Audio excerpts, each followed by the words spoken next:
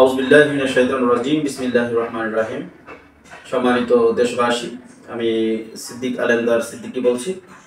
আমি আজকে আইনের একটি গুরুত্বপূর্ণ বিষয় নিয়ে আমি আপনাদের সামনে আলোচনা করব, যেটা আমাদের বাংলাদেশের সকল নাগরিকের জন্য খুবই প্রয়োজন।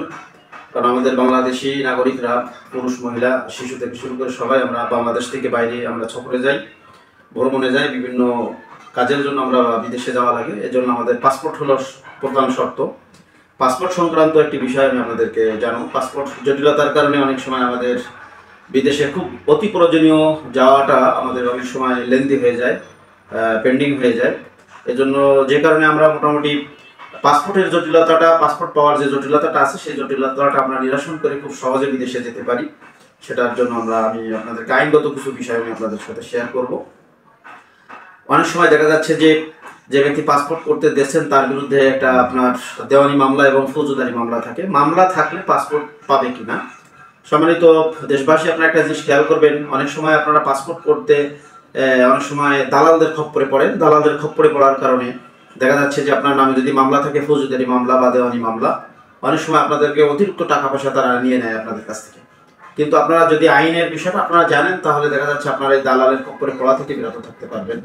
পাসপোর্ট পাওয়াটা আপনার একজন দেশের নাগরিক হিসেবে আপনার একটা ট্রাভেলিং আইডি, এটা আপনার একটা সিটিজেন, আপনার নাগরিকগত অধিকার। আপনার পাসপোর্ট আপনি পাবেন অবশ্যই, ঠিক আছে। কিন্তু কিছু আইনি জটিলতা আছে, এই জিনিসটা যদি আপনি কভার করতে পারেন তাহলে পাসপোর্টটা আপনার সহজে হয়ে যাবে। অনেক সময় আপনি পাসপোর্টের জন্য যখন আপনি পাসপোর্ট অফিসে আবেদন করেন পাসপোর্ট করার জন্য, তখন এই পাসপোর্টের একটি আইন আছে, রাষ্ট্রপতির একটি আদেশ আছে। এই আদেশটা হলো 1973। এই 1973 সালে এই পাসপোর্ট আইনটি বাংলাদেশ সরকার এটি রাষ্ট্রপতির আদেশের মাধ্যমে এটি জারি হয়। সেই আইনটি এখনো বলবৎ আছে। এই আইনের অধীনে পাসপোর্ট অফিসে যখন আপনি পাসপোর্টের জন্য আবেদন করবেন, তখন পাসপোর্ট অফিস আপনাকে এই আবেদনের জন্য একটি পুলিশ ভেরিফিকেশন দিবেন, পুলিশ তদন্ত দিবেন। পুলিশ যখন তদন্ত করে দেখবে যে আপনার বিরুদ্ধে কি ফৌজদারি মামলা আছে, দেওয়ানি মামলা আছে, অনেক সময় দেখা যাচ্ছে পুলিশ তদন্ত করে এটি তার সিনিয়রদের কাছে এই রিপোর্টটি জমা দেন। পরবর্তীতে এই রিপোর্টটি পুলিশের তদন্তের ভিত্তিতে দেখা যাচ্ছে আপনার হলো এই রিপোর্টটি একটি সুপারিশ আবার পাসপোর্ট অফিসে পুলিশ জমা দিয়ে থাকে। সেক্ষেত্রে অনেকে আপনাদের কাছে বলতে পারে যে পুলিশ ক্লিয়ারেন্স নেওয়ার জন্য আপনার কাছ থেকে দালালরা বা পাসপোর্ট অফিসের কোনো অফিসার যদি অতিরিক্ত টাকা চায়, আপনারা সেটা দিবেন না। এখানে আইনগত অনেক বিষয় আছে। অনেক সময় দেখা যাচ্ছে পুলিশ ক্লিয়ারেন্সের জন্য আপনি যার কাছে পাসপোর্ট করতে দিয়েছেন সে অতিরিক্ত টাকা চায় যে আমি সহজেই পুলিশ ক্লিয়ারেন্সটা আমি আপনাকে দিব, যেহেতু আপনার নামে মামলা আছে, আমাকে 20,000 টাকা দেন, 10,000 টাকা দেন, 50,000 টাকা দেন, 30,000 টাকা দেন। যেহেতু আপনার নামে মামলা আছে, আপনার যাওয়াটা বিদেশে খুব প্রয়োজন, আপনি কিন্তু তাৎক্ষণিকভাবে টাকাটা দিবেন।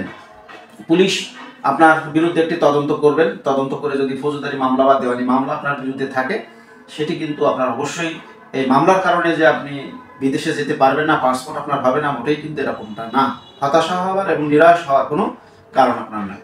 আপনি যোগাযোগ করেন পুলিশের সাথে, আপনি ঊর্ধ্বতন কর্মকর্তাদের সাথে যোগাযোগ করেন।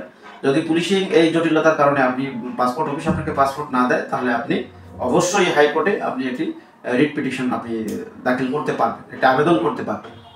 এটার কাছে এমন ঘটনা ঘটছে যে আপনার হলো পাসপোর্ট আবেদনকারী পাসপোর্ট অফিস আটকে দেওয়ার কারণে, পাসপোর্ট না দেওয়ার কারণে কোর্টে আপিল করার পরে এবং রিট পিটিশন করার কারণে অনেক সময় দেখা গেছে আপনার হলো ওই পাসপোর্ট অফিসারকেও কোর্ট তাকে তাকে তলব করেছে এবং তাকে পানিশমেন্টও দিয়েছে।